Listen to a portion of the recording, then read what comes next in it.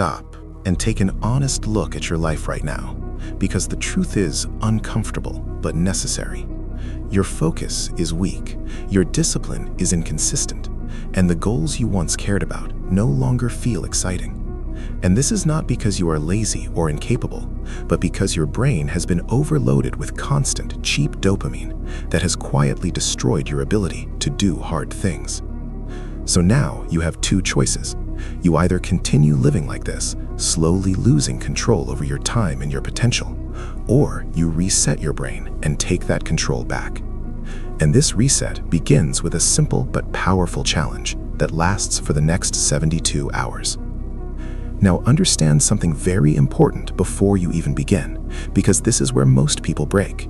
You will fail at some point, and that does not mean this process is not working.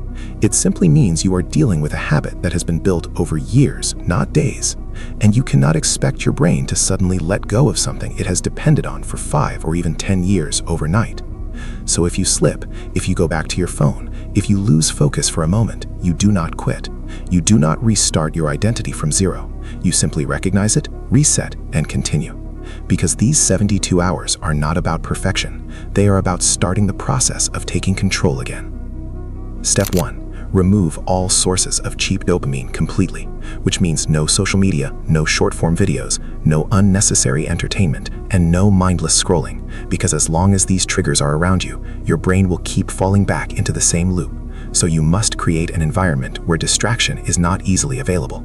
Step 2. Accept the discomfort that follows without trying to escape it, because your brain will resist this change. You will feel bored, restless, and even slightly anxious. And instead of running away from these feelings, you must sit with them and understand that this discomfort is a sign that your brain is starting to reset. Step 3. Replace your old habits with intentional actions that require effort, such as reading, exercising, working on your goals, or simply sitting in silence and thinking clearly. Because the goal is not just to remove bad habits, but to train your brain to find satisfaction in meaningful effort again. Step 4. Focus on doing one task at a time with full attention, without switching, without checking your phone, and without looking for quick breaks.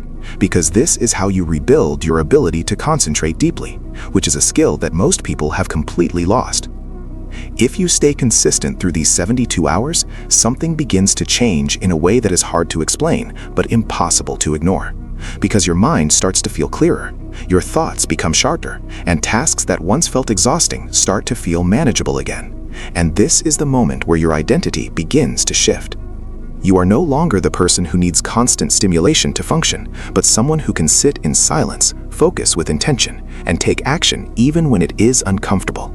And this is the difference between people who stay stuck and those who move forward in life. But understand this clearly. Most people will never reach this point because they quit the moment it gets uncomfortable, and they go back to the same habits that keep them weak, distracted, and average.